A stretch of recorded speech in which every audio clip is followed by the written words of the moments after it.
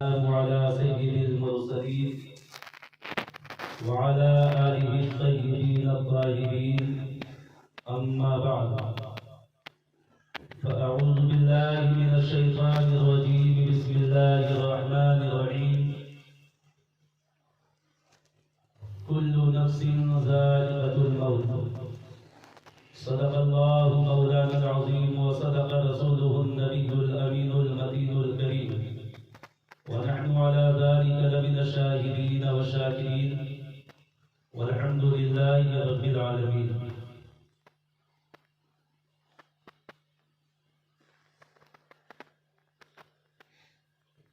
نہ میں کا ذکر نہ پینے کی بات کرتے ہیں، نہ میں کا ذکر نہ پینے کی بات کرتے ہیں، ہم اہل دل ہیں مدینے کی بات کرتے ہیں. سبحان اللہ سبحان اللہ. اور حضرات کسی شاعر نے بڑی اچھے انداز میں یہ کہا کہ روشن ہے کائنات جمال رسول سے، روشن ہے کائنات جمال رسول سے، ذرے ہیں آفتاب کمال رسول سے. روشن ہے کائنات جمال رسول سے، ذرے ہیں آفتاب کمال رسول سے. اور راہی میں اس نماز کے بارے میں کیا کہوں، خالی ہے جو نماز خیال رسول سے. سبحان اللہ. آئیے جی لگا کر ایک مرتبہ بابا سے بلند درود پاک پڑھ لیجیے. اللہم صلی علی سیدنا و شفیعنا و حبیبنا و نبینا و مولانا محمد وعلی آل سیدنا و مولانا محمد کما تحب و ترضى بأن تصلي عليه صلاة وسلام عليك سيدي يا رسول اللہ. حضرات بڑی سعادت اور خوش نصیبی ہے ہماری اور آپ کی کہ ہم اور آپ ایک نورانی محفل میں جلوہ گر، اور کافی دیر سے ہم اور آپ رحمت و نور کی بارش سے اپنے دامنوں کو پر کر رہے ہیں. آج کی یہ محفل، یہ مجلس جس میں ہم اور آپ جلوہ گر ہیں، اس محفل کا تعلق 40ویں سے چہلم کی مجلس ہے. اسی مناسبت سے میں نے ایک مشہور معروف آیہ کریمہ کی تلاوت کا شرف حاصل کیا. میں موت کے تعلق سے چند باتیں آپ کے گوش گزار کروں گا. اللہ رب قدیر ہم سب کے ذہن نشیں فرمائے اور ہم سب کو اس پر عمل کرنے کی توفیق رفیق عطا فرمائے. آمین. اللہ رب العزت قرآن مقدس میں ارشاد فرماتا ہے کل نفس ذائقۃ الموت. اتنی مشہور آیہ پاک ہے کہ تقریباً ہم سمجھتے ہیں کہ شاید بچے کو یہ آیت یاد ہے. آیت تو آیت غالباً اس کا ترجمہ بھی یاد ہے، لیکن آئیے میں ترجمہ سے اپنی گفتگو کو آگے بڑھاتا ہوں. رب ارشاد فرماتا ہے کل نفس ذائقۃ الموت، ہر نفس کو موت کا مزہ چکھنا ہے.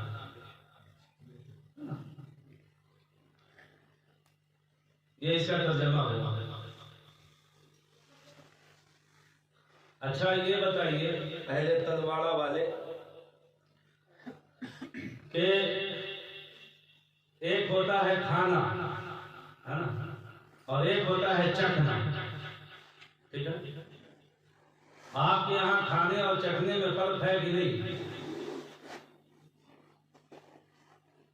آپ کے یہاں کھانا اور چکھنا دو الگ الگ چیزیں یا دونوں ایک ہی چیز ہے؟ الگ الگ چیزیں. شاید میں اگر پوچھوں کہ بھائی چکھنا کیا ہوتا ہے اور کھانا کیا ہوتا ہے تو ہو سکتا ہے کہ آپ کا جواب ہو کہ حضرت کھانا ہمارے یہاں اسے کہتے ہیں کہ 14 روٹی ہو 15 بوٹی ہو، یہ تو کھانا ہو گیا. اور چکھنا کسے کہتے ہیں؟ شاید آپ کہیں چکھنا اسے کہتے ہیں کہ بس جس چیز کو چکھنا ہو اس میں ہلکا سا ہاتھ دے دیا اور انگلی سے لگایا اور اس کو اس طریقے سے ٹیسٹ کر لیا، یہ چکھنا ہوگا، ہے نا؟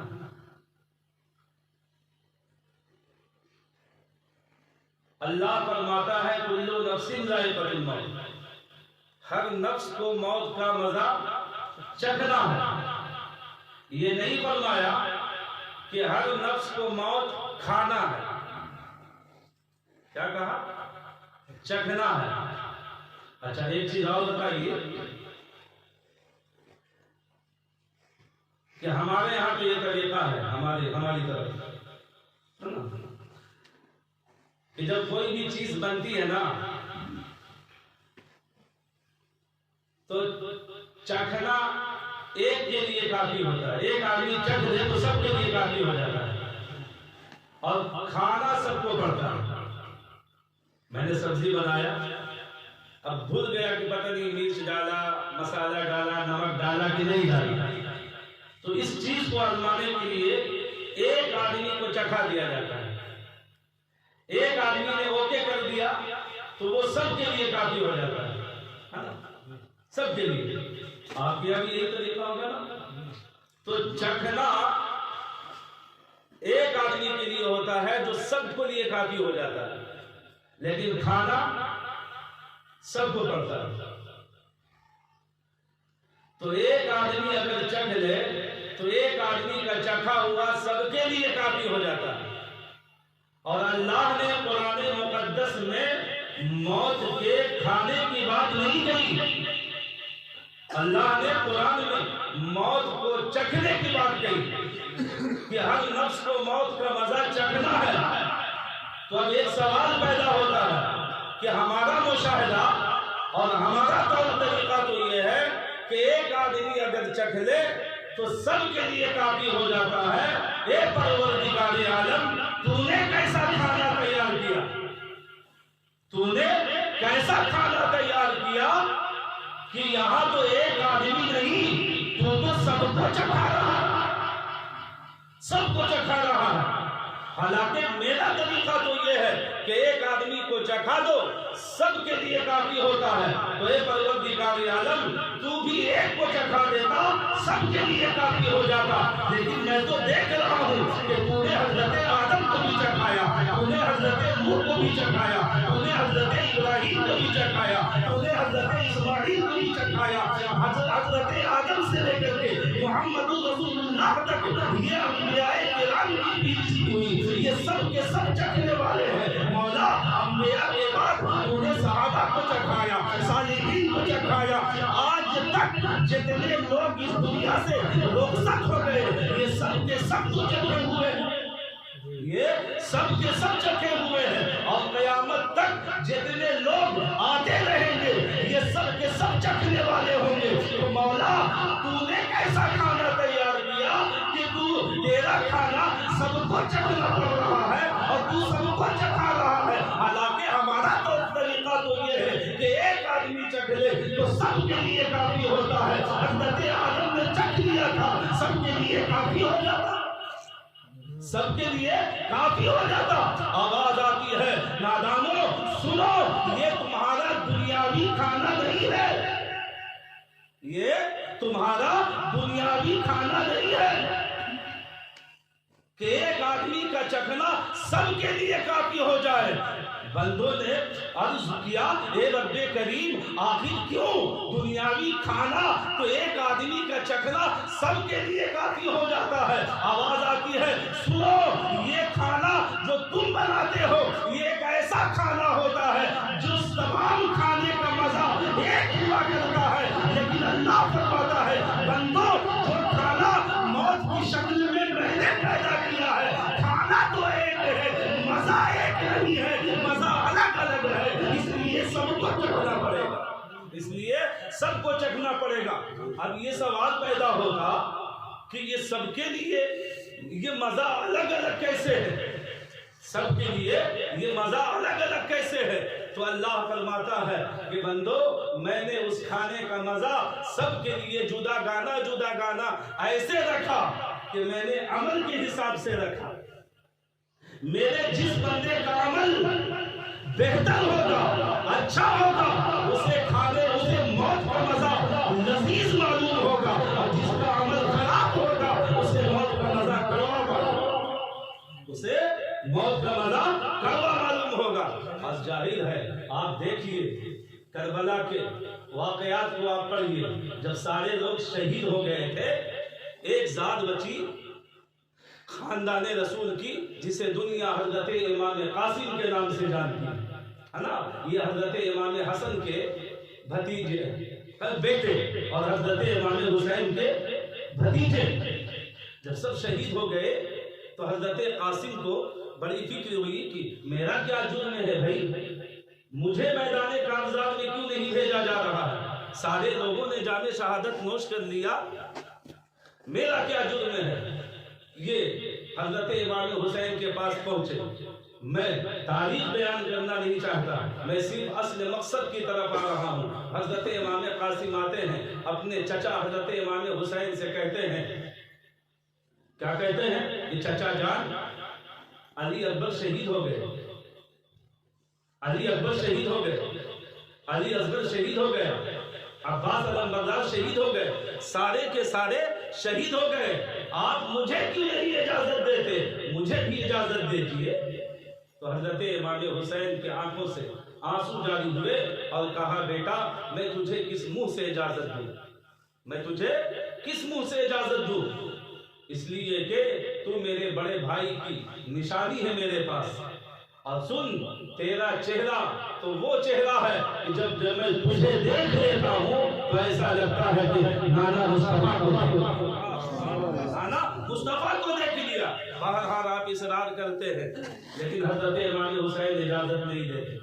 آپ پھر اپنی پھوپھی حضرت زینب کے پاس آتے ہیں، کہا پھوپھی جان، چچا جان اجازت نہیں دیتے، آپ کم از کم میرے لیے سفارش کر دیجیے۔ اللہ اکبر، آپ دیکھو تو صحیح، آج ماں باپ ہے جو اپنے بچوں کو موت سے بچانے کی کوشش کرتی، لیکن واہ دے وہ ماں باپ اور واہ دے وہ پھوپھی جو موت کے لیے اجازت لینے کے لیے بھتیجے کے ساتھ جا رہی ہے، اور جاتی ہے، اور جانے کے بعد حضرت امام حسین سے کہتی ہیں اسے اجازت دے دیجیے۔ بہت اصرار کے بعد جو ہے حضرت امام حسین پوچھتے ہیں اپنے بھتیجے سے کہ بیٹا ایک بات بتا دے، بس ایک سوال کا جواب دے دے، تو اس قدر بیتاب کیوں ہے، تو اس قدر بے چین کیوں ہے؟ تجھے معلوم نہیں میدان کارزات میں جو جاتا ہے وہ واپس نہیں آتا، وہ موت کی نیند سو جاتا ہے؟ کہا سب معلوم ہے۔ تب حضرت امام حسین نے پوچھا تھا تو پھر بتا، کیا تجھے موت کا مزہ اچھا معلوم ہوتا ہے، کیسا معلوم ہوتا ہے؟ جواب سنیے گا۔ حضرت امام حسین کے بھتیجے حضرت امام قاسم کہتے ہیں، چچا جان آپ نے مجھ سے پوچھ لیا ہے تو سنیے، آپ کے بھتیجے قاسم کو موت کا مزہ اعلم من الاصل شہد سے زیادہ میٹھا محسوس ہوتا ہے۔ فرمایا شہد سے زیادہ میٹھا محسوس ہوتا ہے، کیوں؟ اس لیے کہ حضرت امام قاسم کی کا شب و روز یہ ہماری اور آپ کی طرح نہیں، نانا مصطفیٰ کے نقش قدم پر تھا، اور انہوں نے اپنا شب و روز اعمال صالحہ کے ساتھ گزارا۔ جو شخص اعمال صالحہ کے ساتھ اپنی زندگی گزارتا ہے اسے موت کی تکلیف نہیں، موت میں لذت محسوس ہوا کرتی ہے، موت میں لذت محسوس ہوا کرتی ہے۔ بہرحال حضرت امام قاسم کا جو یہ واقعہ میں نے آپ کے سامنے رکھا وہ صرف اس لیے یہ بتانے کے لیے کہ آج آپ دیکھیں کہ موت کی سختی کتنی مشہور ہے، نزا کا عالم کتنا جو ہے خطرناک ہوتا ہے، لیکن دوستو یاد رکھو وہ عالم اور وہ سختی یہ اپنے کردود کی بنیاد پر ہوا کرتی ہے۔ اگر بندے کا عمل بہتر ہوتا ہے تو پھر اسے اس موت کا مزہ بھی بہتر معلوم ہوا کرتا ہے، موت کا مزہ بھی بہتر معلوم ہوا کرتا ہے۔ اللہ فرماتا ہے کل نفس ذائقۃ الموت، کہ ہر نفس کو موت کا مزہ چکھنا ہے۔ اچھا اب دیکھیے یہاں پہ ایک چیز، اللہ نے فرمایا نفس کو موت کا مزہ چکھنا ہے نا، نفس۔ اب اگر میں آپ سے پوچھوں کہ صاحب نفس کیا چیز ہے، نفس کسے کہتے ہیں، تو آپ کیا جواب دیں گے؟ नफ्स किसे कहते हैं? और यही सारा लफड़ा हुआ है, यहीं पे आकर के सारा लफड़ा हुआ। क्या लफड़ा हुआ? लफड़ा ये हुआ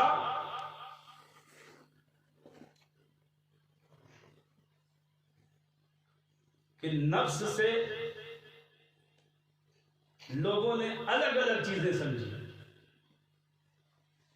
किसी ने नफ्स से कुछ समझा, किसी ने नफ्स से कुछ समझा। लेकिन एक बात बता दें, कुरान पाक के किसी लफ्ज को आप डिक्शनरी से नहीं समझ सकते। जिसने लोगत और डिक्शनरी के सहारे से कुरान पाक को समझने की कोशिश की, ऐसों ही के बारे में जो है कुरान फरमाता है युदिल्लु बिही कसीरन व यहदी बिही कसीरा, कि ये कुरान है जिसे पढ़कर बहुत सारे लोग हिदायत पा गए और बहुत सारे लोग गुमराह हो गए। तो ये गुमराह कौन हुए? जिन्होंने कुरान को डिक्शनरी से समझने की कोशिश की। कुरान डिक्शनरी से समझने की चीज नहीं है, बल्कि मुस्तफा के तफसीर से समझने की चीज है। आप समझ रहे हैं? तो कुरान में फरमाया गया नफ्स, कि हर नफ्स को मौत का मजा चखना है। तो अब अगर नफ्स को अगर आप देखेंगे ना, नफ्स क्या चीज है, तो बड़ी अजीब चीज मालूम हो गया। तो नफ्स का तो वैसे कई माना आता है ना, लेकिन उसमें हम मशहूर माना आपको बताते हैं। यूं समझ लीजिए दो है। एक होता है नफ्स का माना जान, रूह, आप समझ रहे ना, और एक होता है नफ्स का माना रूह वाली चीज। रूह एक माना और दूसरा माना रूह वाली चीज। अब रूह वाली चीज क्या है और रूह क्या है? आपने कभी गौर किया? भाई हम है ना, हम है, आप है, सब है। ये पूरा जिस्म है ना, ये पूरा जिस्म किस चीज का है? बोल दीजिए। हाँ बोलिए बोलिए। खाकी जिस्म, मिट्टी का। इसका है मिट्टी का। अच्छा, इस खाकी जिस्म में एक चीज है ना, जिससे हम और आप हरकत करते हैं, वो क्या है? रूह है। तो नफ्स का दो माना है। एक रूह जो इस खाकी जिस्म में है, और एक रूह वाली चीज, यानी ये खाकी जिस्म ये चीज है। तो दो माना हुआ। अब बताइए, कुरान ने फरमाया कुल्लु नफ्सिन जायक़तुल मौत, हर नफ्स को मौत का मजा चखना है। अब मैं आपसे पूछूं कि बताइए फिर कौन वाला माना आपने लिया? कौन सा माना लिया भाई? रूह मरी या रूह वाली चीज मरी? कुरान में तो सिर्फ नफ्स कहा गया है ना, रूह वाली चीज। तो अब कौन सा माना ले भाई? तो अब देखा जाएगा, अब यहाँ पे गौर व फिक्र किया जाएगा। इसलिए कि अल्लाह ने बंदे को ऐसा ही नहीं छोड़ा है, अक्ल भी दी है ना, अक्ल भी दी है। और उस अक्ल में इश्क़ मुस्तफा बसा करके अब आप सोचो और उसको समझो, कौन सी चीज जो है मौत का मजा चखती है। कुरान ने सिर्फ कह दिया कि नफ्स को मौत का मजा चखना है, और नफ्स से दो चीजें मुराद है, एक रूह और एक रूह वाली चीज। अब देखें मरती कौन सी चीज है। तो अब इसको समझने के लिए मैं बता दूं कि अब इसके लिए अब आपको किताब पढ़ने की भी जरूरत नहीं है, लेकिन बहुत सब लोग अक्लमंद है माशाअल्लाह, आप सब समझते हो। अब ये बताइए कि जो चीज मर जाती है उसके साथ कुछ किया जाता है कि नहीं? किया जाता है कि नहीं? कफन पहनाया जाता है या नहीं? नहलाया जाता है या नहीं? चारपाई पर रखा जाता है कि नहीं? कब्रिस्तान ले जाते हैं कि नहीं? आगे रखते हैं, नमाज पढ़ते हैं कि नहीं? कब्र में दफनाते हैं कि नहीं? तो जो चीज मर जाए उसके लिए हुक्म यह है कि उसे गुस्ल दिया जाए, उसे कफन पहनाया जाए, उसे कब्रिस्तान ले जाओ, उसे दफन करो। अब हम अगर पूछें कि बताइए अब कौन सी चीज मरती है?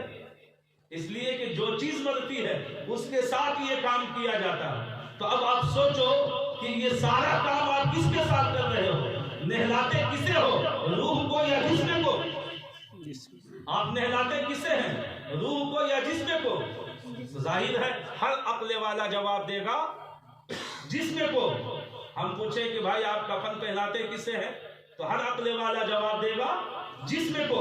मैं पूछूं कि भाई दफन किसे करते हैं, तो हर अक्ल वाले का जवाब होगा जिस्म को।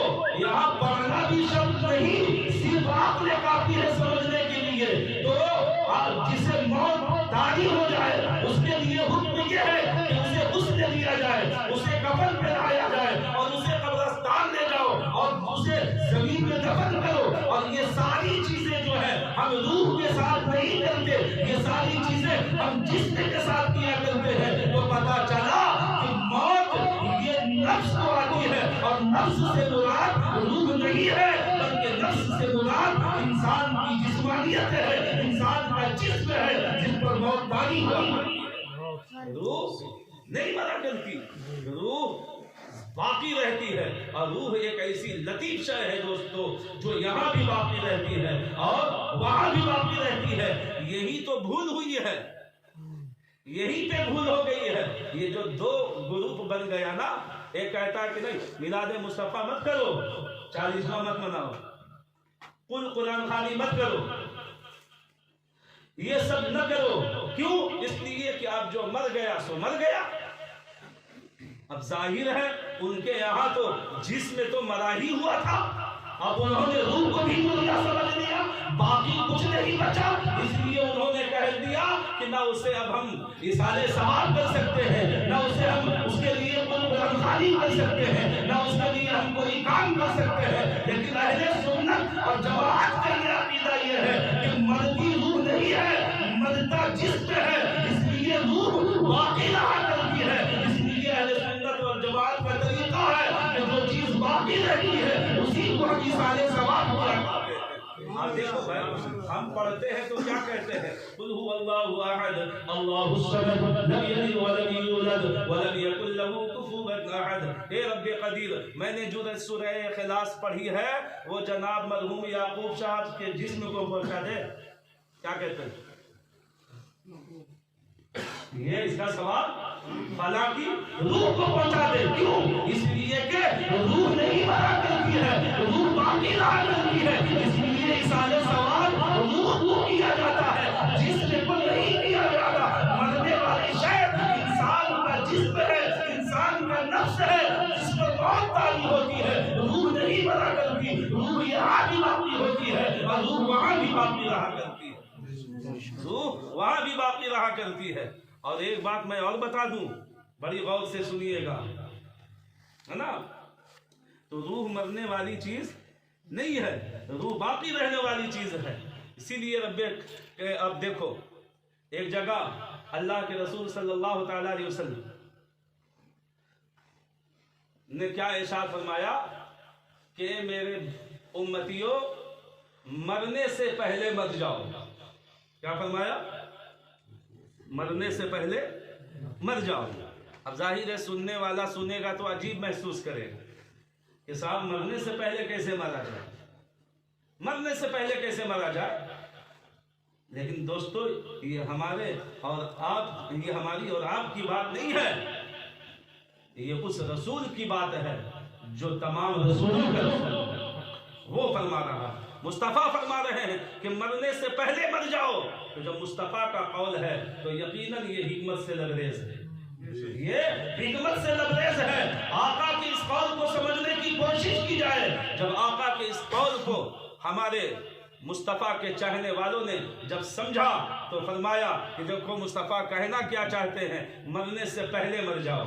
आका ने फरमाया असल में ये इसी आयत पाक की बेहतरीन तशरीह है जिसमें अल्लाह ने फरमाया हर नफ्स को मौत का मजा चखना है। और आका फरमाते हैं कि मरने से पहले मर जाओ, यानी मुस्तफ़ा ये दर्स और सबक दे रहे हैं, मेरी उम्मतियों सुनो, मरने वाली जो चीज है ना वो तुम्हारा नफ्स है, वो तुम्हारा नफ्स है, रूह नहीं है। और सुनो, इंसान को जो बुरा बनाने वाली चीज है, इंसान को जो गुनहगार बनाने वाली चीज है, इंसान को जो शराबी बनाने वाली चीज है, इंसान को जो जुआरी बनाने वाली चीज है, इंसान को जो माँ बाप का नाफरमान बनाने वाली चीज है, इंसान को जो गुनाहों के दलदल में फंसाने वाली चीज है, वो कुछ और नहीं, वो इंसान का नफ्स है जो इंसान को पापी बना दिया करता है, जो इंसान انسان کو پاپی بنا دیا کرتا ہے. اس لیے آقا فرماتے ہیں مرنے سے پہلے مر جاؤ. کیا مطلب؟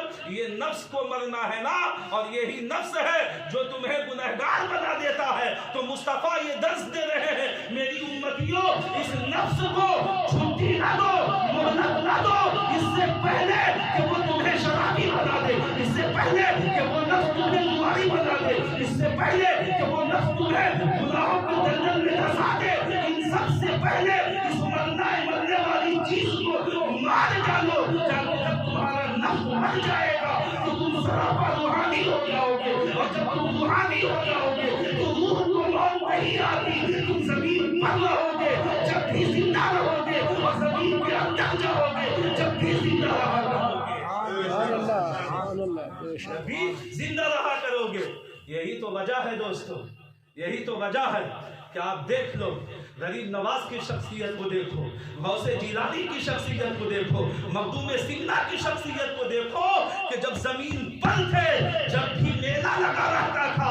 آج زمین میں ہے، آج بھی وہاں میلہ لگا ہوا نظر آ رہا ہے.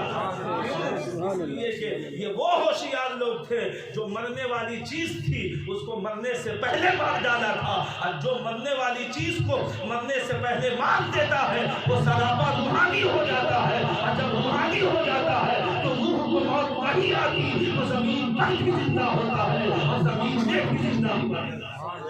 وہ زمین میں بھی زندہ ہوا کرتا ہے. آپ سمجھ رہے ہیں میری بات؟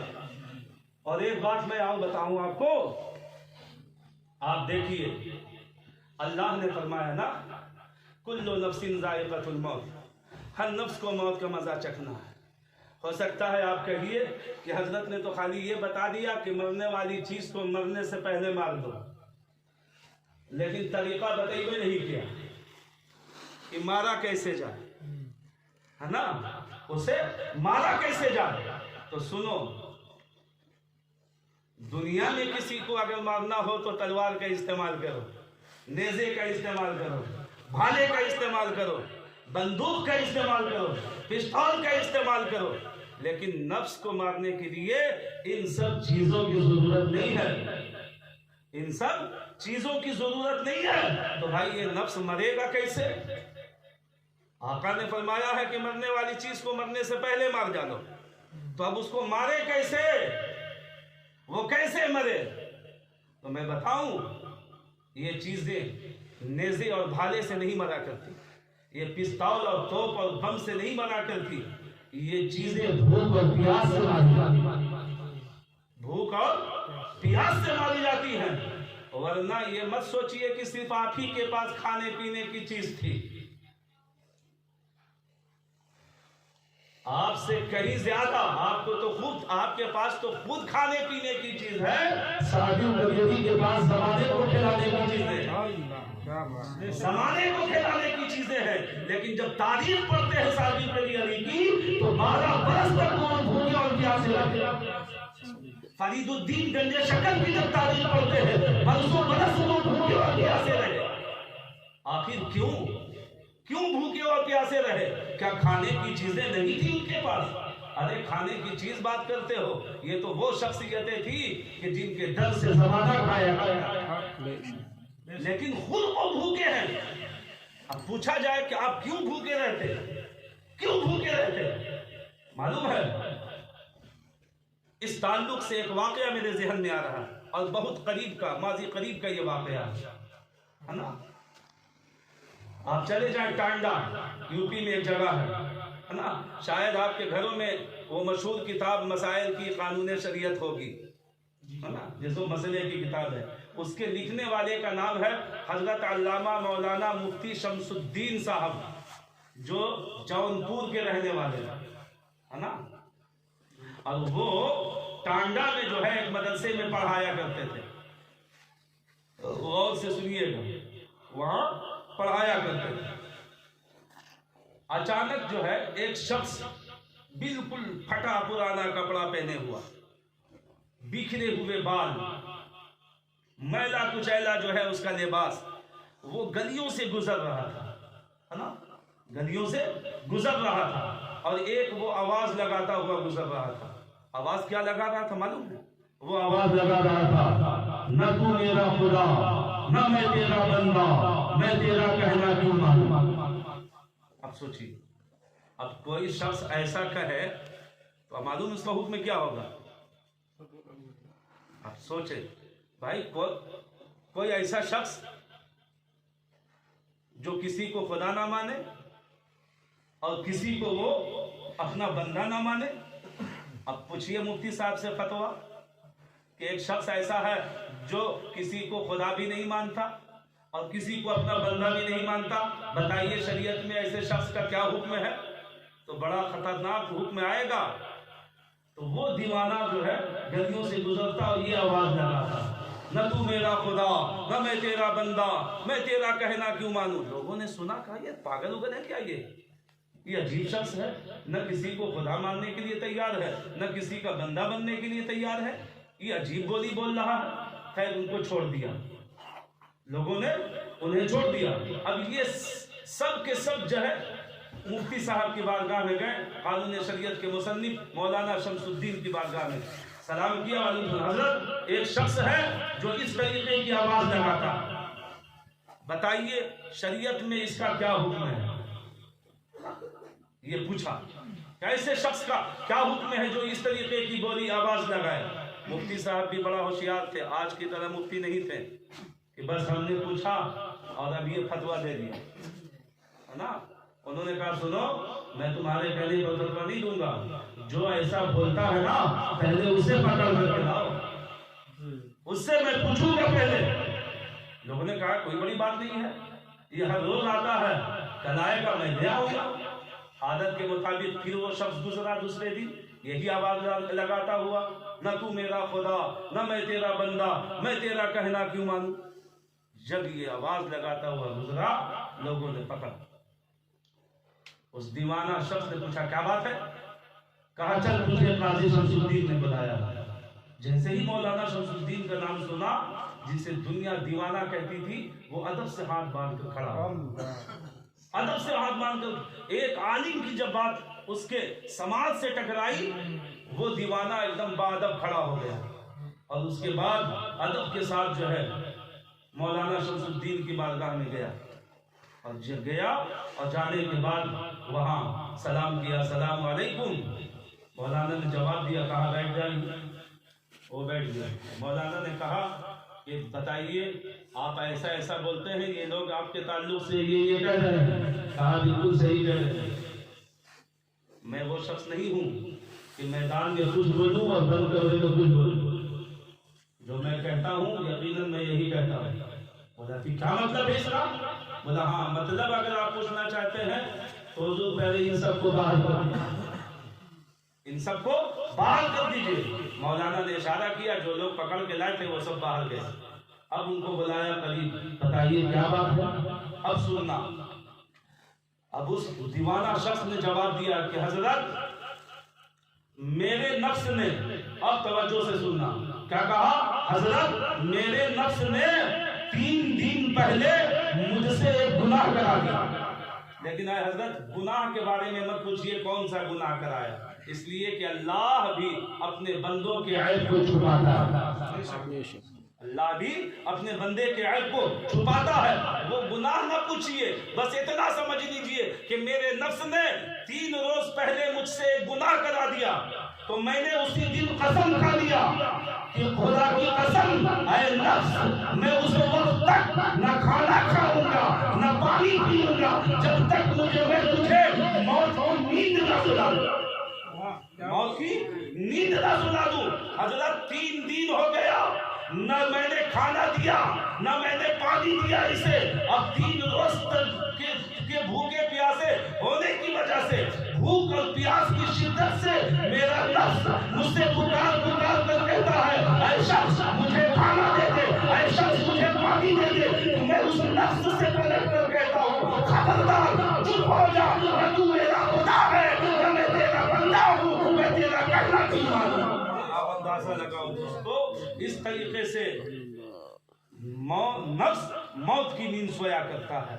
موت، یہ نفس गोलियों से नहीं मरा करता है, ये भूखों से मरा करता है। यही वजह है हमारे आकाबिरीन चाहे वो कोई भी रहे हो, उन्होंने जो नफ्स को मारा है वो भूख और प्यास की शिद्दत से मारा है। कोई 12 बरस भूखा रहा, कोई जो है 500 बरस भूखा रहा, कोई कई जमाने तक भूखा रहा। ये हमारे आकाबिरीन दीवाने नहीं थे, बहुत होशियार थे, ये इतने होशियार थे कि वो जानते थे कि अगर नफ्स को मैंने जिंदा रखा तो ये मुझे जिंदा नहीं दुनिया के ऊपर भी जो है मुर्दा कर देगा, और जमीन के ऊपर भी मुर्दा कर देगा, और जमीन के नीचे भी मुर्दा करेगा।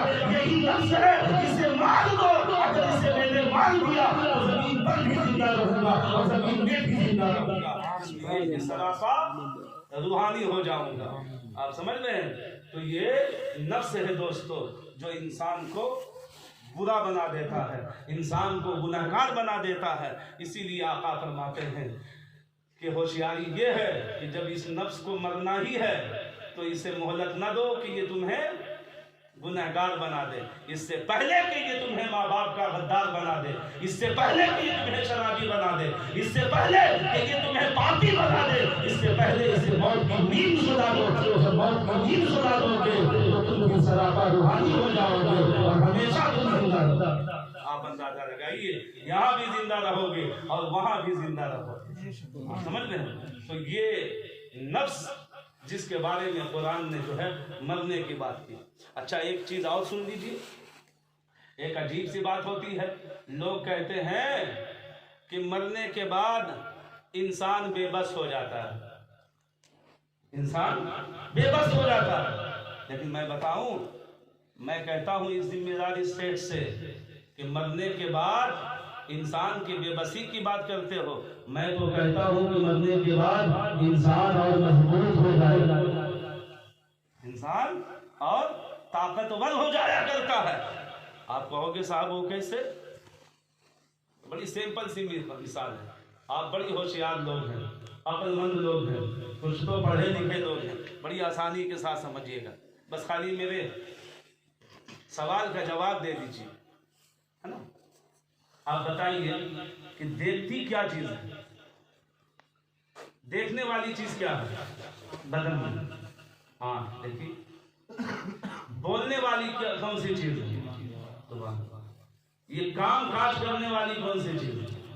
हाँ। चलने के लिए कौन सी चीज है? पैर। सोचने वाली कौन सी चीज है? दिमाग। ये चीजें देखने, बोलने, सोचने, समझने की चीजें है ना। लेकिन एक बात मैं बताऊं दोस्तों, आपने ये जो बात कही ना, ये बिल्कुल गलत। देखने वाली चीज आंख नहीं है, ये बोलने वाली चीज ये जुबान नहीं है, ये काम करने वाली चीज ये हाथ नहीं, चलने फिरने वाली चीज ये पैर नहीं है, सोचने वाली चीज ये दिमाग नहीं है।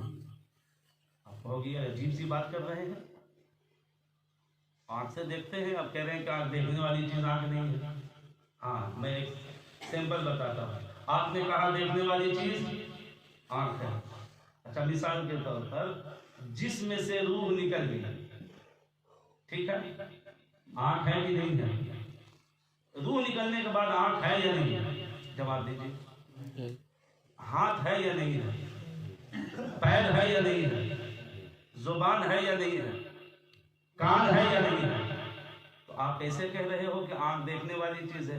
अगर आंख देखने वाली चीज थी तो वो तो रूह रहने के बाद भी थी, रूह निकलने के बाद भी है।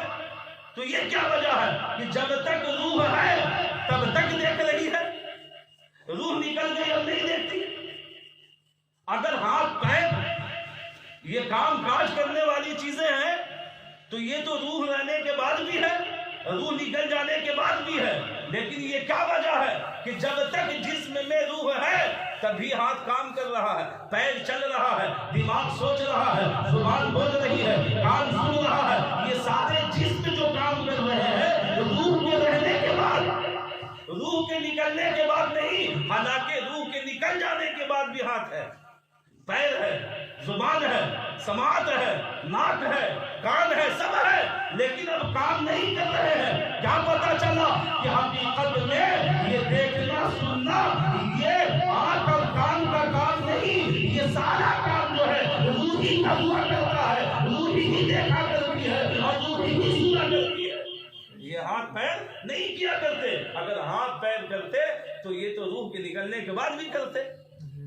یہ کیا وجہ ہے کہ جب تک روح ہے تبھی یہ سب کام کر رہے ہیں؟ تو پتا چلا کہ یہ اصل میں سارا کام اور یہ سارا کھیل روح کا ہے. ہاں یہ کہہ سکتے ہیں کہ روح مجبور ہے، یہ جسم روح مجبور ہے. جیسے ایک پرندے کو، مثال ایک پرندے کو لیجئے اور پنجرے میں بند کر دیجئے. پنجرا سمجھتے ہیں نا، اس میں بند کر دیجئے. بھائی اب بتائیے کہ وہ پرندہ کتنے دور تک پرواز کر سکتا ہے، چل پھر سکتا ہے؟ جتنا بڑا پنجرا بس نا، اس سے زیادہ تو نہیں. لیکن اگر اسی پنجرے سے اس پرندے کو نکال کر چھوڑ دے تو اب جہاں چاہے وہاں اڑے، جہاں چاہے وہاں جائے بلا تمثیل. اسی طریقے سے روح کی مثال ہے. روح اس پرندے کی طرح مجبور ہے کہ جب تک جسم کے پنجرے میں ہوتی ہے وہ مجبور ہوتی ہے، دیکھے تو آنکھ سے دیکھے، سنے تو کان سے سنے. لیکن جب نکل جاتی ہے تو پھر اس کی مجبوری بھی ختم ہو جاتی ہے. وہ روح جس میں رہ کر صرف آنکھ سے دیکھ سکتی تھی، اور آنکھ سے دیکھنے کے لیے صرف سامنے کا دیکھ سکتی ہے، پیچھے کا نہیں دیکھ سکتی. لیکن یہی روح جب جسم سے نکل جاتی ہے تو ایسا آزاد ہو جاتی ہے کہ ایک وقت میں چاروں طرف دیکھا کرتی ہے اور ایک وقت میں چاروں طرف سے سنا کرتی ہے. آپ بتائیے تو اس کی طاقت بڑھی یا کم ہوئی؟ بڑھی نا. اس لیے اللہ رب العزت نے قرآن مقدس میں ارشاد فرمایا کل نفس ذائقۃ الموت، کہ ہر نفس کو موت کا مزہ چکھنا ہے. روح کو موت نہیں آنی ہے نا، روح کو موت نہیں آنی ہے. اس لیے دوستو اگر فکر کرنی ہے تو اپنے روح کی فکر کرو. جسم کی کیوں فکر کرتے ہو؟ جسے موت آنی ہے، جسے موت کا مزہ چکھنا ہے، جس پر موت کو جو ہے مسلط ہونا ہے، اس کی فکر کرو جسے یہاں بھی زندہ رہنا ہے اور جسے وہاں بھی زندہ رہنا ہے. تو بھائی آپ کہو گے کہ بھائی کیسے فکر کریں؟ ایک سمپل سا مثال دے کے میں اپنی تقریر ختم کروں، کیونکہ میں بھی 18 راتوں سے جگتا ہوا رہا ہوں. آپ سمجھ رہے ہیں؟ آپ دیکھیے دو چیزیں جو ہے، ایک مٹی کا جسم ہے اور ایک روح ہے. اس کے اندر دو الگ الگ چیزیں ہیں. یہ اللہ نے اپنی قدرت سے ان دونوں کو ایک میں ملا دیا، یہ اس کی قدرت ہے. لیکن دو الگ الگ چیزیں ہیں. اور دیکھیے رب کا نظام دیکھیے کہ جو چیزیں مٹی والی تھی نا، جو چیزیں مٹی کی تھی، پروردگار عالم نے اس کا سارا انتظام مٹی سے کیا. سارا انتظام. مٹی والے جسم کو اگر بھوک لگتی ہے نا تو رب نے اس کے بھوک کو مٹانے کے لیے مٹی ہی سے اگایا. چاہے وہ دھان ہو، چاہے وہ گیہوں ہو، چاہے وہ دال ہو، چاہے سبزی ہو، چاہے پھل فروٹ ہو، کچھ ہو. مٹی والے جسم کو اگر پیاس لگتی ہے تو اس پیاس کو بجھانے کے لیے اللہ نے مٹی ہی سے چشمہ چھوڑا. چشمہ اس سے نکلتا ہے. تو مٹی والی چیز کا اللہ نے انتظام مٹی سے کیا ہے. لیکن اس مٹی کے جسم میں ایک چیز ہے، روح. وہ کہاں کی ہے؟ وہ کس دنیا کی ہے؟ اب پتہ لگاؤ. تو جانتے ہو وہ اس دنیا کی چیز نہیں ہے، یہ تو عالم ارواح کی چیز تھی. یہ تو رب نے اس دنیا سے اس دنیا میں جو ہے بھیج کر کے جسم میں داخل کر دیا، ورنہ روح اس دنیا کی نہیں ہے. اور رب کا یہ نظام ہے کہ جو جس دنیا کا ہوتا ہے اس کا سارا انتظام اسی دنیا سے کیا کرتا. جسم اس دنیا کی چیز تھی، اس لیے رب نے جو ہے اس جسم کی ساری ضرورتوں کو اس دنیا سے پیدا کروایا ہے نا. اور روح اس دنیا کی شے نہیں ہے، روح دوسرے دنیا کی شے ہے، عالم ارواح کی شے ہے. اس لیے رب نے اس کی غذا اس دنیا سے نہیں بنائی، بلکہ اس کی غذا اللہ نے وہی رکھی ہے. اب پتہ لگایا جائے بھائی کہ پھر روح کی غذا کیا ہے. جسم کی غذا تو معلوم ہی ہے، اس مٹی سے بنی، نکلی ہے، اگی ہے، پیدا ہوئی ہے. وہ دال چاول بھات سب جو بھی کہہ لیجیے. تو اگر جسم کو بھوک لگتی ہے تو ہم ان سب چیزوں کو کھا کر کے بھوک اور پیاس کو جو ہے مٹا دیتے ہیں. لیکن کبھی غور کیا کہ روح کی غذا کیا ہے؟ روح کو بھوک لگے تو اسے کون سی غذا چاہیے؟ ہم تو صرف خالی اپنے جسم کا خیال رکھتے ہیں، اور وہ بہت بڑی بھول ہے، اس لیے کہ اس سے تو ختم ہو جانا ہے، جسم کو تو مرنا ہے، جسمانیت کو تو ختم ہونا ہے، تو جس چیز کو ختم ہونا ہو اس کی ہم لوگ اتنی فکر کرتے ہیں، اور جسے زندہ رہنا اسے کوئی فکر نہیں۔ تو عقل مند تو وہ ہے نا کہ جسے زندہ رہنا ہے اس کی فکر کرو، تو روح کو زندہ رہنا ہے، اس لیے روح کو مضبوط کرو تاکہ تم فائدے میں رہو۔ تو روح کیسے مضبوط ہو؟ تو جیسے جسم مضبوط ہوتا ہے، جسم غذا سے مضبوط ہوتا ہے، تو روح بھی غذا سے مضبوط ہوگی۔ تو آپ دیکھو کہ روح کی غذا کیا ہے، اور ادھر ادھر جانے کی ضرورت نہیں ہے، آؤ قرآن سے پوچھ لیتے ہیں، اے قرآن تو ہی بتا روح کی غذا کیا ہے؟ تو قرآن فرماتا ہے بس روحانی مخلوق کی طرف تو نظر و فکر کر لے، تجھے جواب مل جائے گا۔ میں نے پوچھا روحانی مخلوق وہ ہے کون؟ جواب ملتا ہے وہ فرشتوں کی جماعت ہے، جو روحانی مخلوق ہے، جو فرشتے کی غذا ہے، وہی میری روح کی غذا ہے، وہی تیرے روح کی غذا ہے۔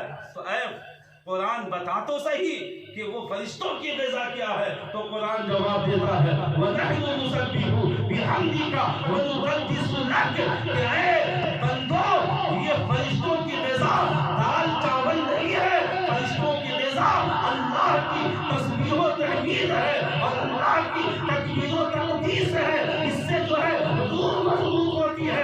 اگر روح کو مضبوط کرنا چاہتا ہے تو خدا کی تکبیر و تقدیس کو بلند کر، یعنی تو جو ہے پنج وقتہ نماز پڑھ لے، اس سے تیری روح مضبوط ہو جائے گی، اور تو غذا کھا لے، اس سے تیری جسم مضبوط ہو جائے گی۔ آپ دیکھیے اور تو کریں، اور بڑی بہترین نظام بنایا ہے اللہ نے۔ اب ہم صبح اٹھتے ہیں نا، آپ بھی اٹھتے ہیں، ہم بھی اٹھتے ہیں، یہیں پر ہم بھول کر دیتے ہیں۔ اٹھتے ہی سب سے پہلے ہم اپنے جسم کی فکر کرتے ہیں۔ اٹھا، اٹھنے کے بعد دانت مانجا، منہ ہاتھ دھویا، اور اس کے بعد پھر جو ہے ہم چائے ہی تو پیتے ہیں نا صبح اٹھتے ہیں۔ اس وقت تو ہم بھر پیٹ روٹی والا کھانا نہیں کھاتے نا، ہلکا سا جو ہے کوئی ناشتہ بسکٹ وغیرہ لے لیا، چائے پی لی، ہے نا۔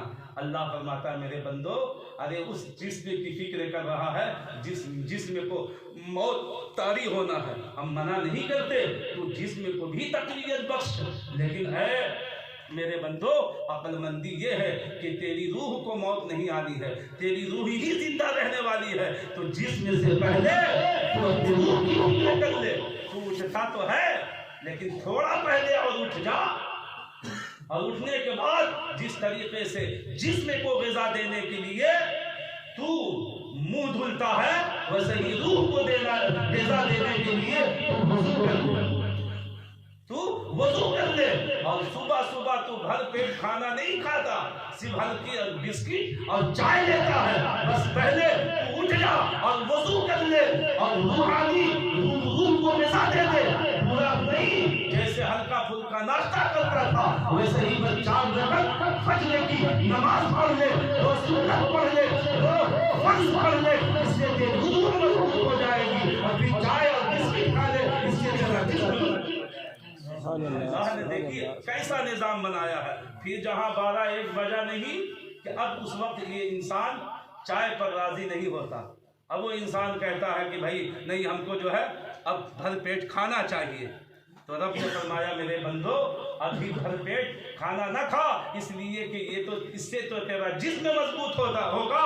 عقل مند تو وہ ہے جو پہلے اپنے روح کو مضبوط کرے۔ اگر تو اپنے روح کو مضبوط کرنا چاہتا ہے تو جس طریقے سے جسم کو مضبوط کرنے کے لیے تو اچھے مقدار میں کھانا کھا رہا ہے، اسی طریقے سے روح کو مضبوط کرنے کے لیے تو ظہر کی 12 رکعت نماز پڑھ لے، اس سے تیری روحانیت مضبوط ہو جائے گی، اور پھر چاہے دوبارہ روٹی کھا لے، اس سے تیرا جسم مضبوط ہو جائے گا۔ آپ دیکھو کیسے ترتیب اللہ تبارک کیسا نظام بنایا ہے۔ اسی طریقے سے اور دیگر ہوتے ہوتے پھر چائے کی خواہش ہوتی ہے، پھر چائے کی خواہش ہوتی ہے. رب نے کہا ابھی چائے نہ پی، اس لیے کہ اس سے تیرے جسم کو تقویت ملے گی. عقل مند وہ ہے جو اپنے روح کو مضبوط کرے، اس لیے پہلے 8 رکعت عصر کی نماز پڑھ لے، 4 سنت 4 فرض پڑھ لے، اس سے روحانیت مضبوط ہو جائے گی. پھر چاہے تو جو ہے جو چائے پی لے، اس سے تیرا جسم مضبوط ہو جائے گا. اور پھر جیسے نماشی کی بانگ ہوئی، پھر انسان جو ہے پھر بھر پیٹ کھانا کھوجتا ہے. تو رب نے فرمایا کہ میرے بندو، اگر تو اپنے جسم کو تقویت دینا چاہتا ہے تو ابھی ٹھہر جا، اس لیے کہ جسم کو تقویت دینے سے پہلے تو اپنی روح کو تقویت دے لے. مغرب کی 7 رکعت نماز پڑھ لے، اس سے تیری روحانیت مضبوط ہو جائے گی. اس کے بعد چاہے تو روٹی کھا لے، اس سے تیرا جسم مضبوط ہو جائے گا. اب کیا ہے بھائی، اب سونے کی تیاری کرتا ہے انسان. سوتا کس لیے ہے؟ سوتا اس لیے ہے تاکہ جسم کو فائدہ ہو. اس لیے کہ آپ جانتے ہیں کہ اگر کوئی شخص نہ سوئے تو ذہن اس کا، دماغ اس کا خراب ہو جاتا ہے، پاگل ٹائپ کا ہو جاتا ہے. تو ہم جو سوتے ہیں یہ اس لیے تاکہ جسم صحیح اور سالم، دماغ تر و تازہ رہے. تو جب بستر پر بندہ جانے لگتا ہے تو رب فرماتا ہے بندے تیرا سونا اس سے فائدہ تیرے جسم کو ہے. اس سے بہتر ہے کہ جسم سے پہلے تو روحانیت کو غذا دے لے تاکہ تیری روحانیت مضبوط ہو جائے.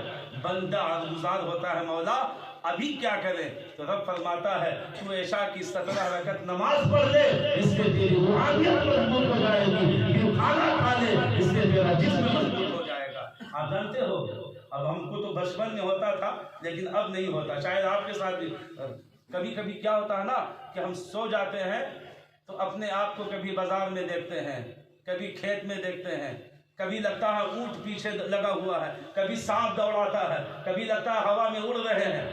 ایسا میں نے بہت مرتبہ خواب دیکھا، شاید آپ لوگوں نے بھی دیکھا ہوگا. وہ جانتے ہیں کیوں ہوتا ہے؟ کتابوں میں آتا ہے یہ اس لیے ہوتا ہے کہ جس کی روح کمزور ہو جاتی ہے نا، وہ خواب میں اس قسم کی جو ہے حرکتیں کرتا ہے. اس کے پیچھے اونٹ لگتا ہے، شیر دوڑاتا ہے، سانپ اس کے پیچھے لگتا ہے، وہ ہوا میں دوڑتا ہے، کبھی یہاں رہتا ہے کبھی وہاں رہتا ہے. سمجھے کیوں؟ اس لیے کہ اس سے اس کی روحانیت جو ہے کمزور ہو جاتی ہے. تو اللہ فرماتا ہے پہلے تو روحانیت کو مضبوط کر لے تاکہ تجھے سو جانے کے بعد پریشانی نہ ہو. اس لیے کہ تو اپنے آپ کو کھیت اور کھلیان میں دیکھ رہا ہے، تو جو بازاروں میں دیکھ رہا ہے، اپنے پیچھے اونٹ اور جانور میں لگا ہوا دیکھ رہا ہے، وہ صرف تیرے روحانیت کی کمزوری تھی. جو ان چیزوں یہ چیزیں تیرے پیچھے پڑی ہوئی تھی، اگر تیری روحانیت مضبوط ہوتی تو کبھی جو ہے تیری روح ادھر ادھر نہ بھٹکتی، تو اپنی جگہ موجود رہتا. اس لیے تو عشاء کی نماز پڑھ لے تاکہ تیری روحانیت مضبوط ہو جائے. پھر تو کھانا کھا لے تاکہ تیرا جسم مضبوط ہو جائے. یہ اللہ نے ایک نظام بنایا ہے. دوستو ہم بڑی بھول کر رہے ہیں، اس لیے اللہ سے دعا بھی کریں اور اپنے اعمال کو ہم بہتر کریں تاکہ موت کے وقت کی سختی آپ دیکھتے ہو. بہت سارے لوگوں کی موت ہوتی ہے، ہم اور آپ قریب ہوتے ہیں، ہے نا؟ کیسی کیفیتیں ہوتی ہیں، کتنا دیکھنے والے کو کتنا خطرناک لگتا. کبھی آنکھیں نکلتی ہیں، کبھی اس کا جو ہے سانس رک جاتی ہے اور اس کی بے چینی سے خود کو تکلیف ہوتی ہے. وہ سب کیوں ہوتا ہے بندو؟ اس لیے کہ ہمارے اعمال صحیح نہیں ہے. حضرت امام قاسم امام حسین کے بھتیجے نے ایک مزاج دے دیا، جس کے اعمال بہتر ہوتے ہیں اسے موت کی سختی نہیں ہوتی، اسے موت میں مزہ محسوس ہوتا ہے. اس لیے اپنے اعمال کو ہم بہتر بنائیں، اپنے آپ کو بہتر بنائیں تاکہ جو ہے نہ موت کی سختی ہمیں محسوس ہو، نہ قبر کی تنگی محسوس ہو، نہ آخرت کی ہمیں فکر ہو. ان ساری چیزوں کا دار و مدار اعمال صالحہ پر ہے. ایمان کے ساتھ اگر اعمال صالحہ بہتر رہے تو پھر نہ موت کی سختی ہے، نہ قبر کی تنگی ہے، نہ آخرت کا فکر ہے. پروردگار عالم ہم سب کو اچھی فکر، اچھی سمجھ عطا فرمائے. اور خطائیں ہو گئی ہوں، لغزشیں ہو گئی ہوں، رب قدیر معاف فرمائے. وآخر دعوانا الحمدللہ رب العالمین. السلام علیکم.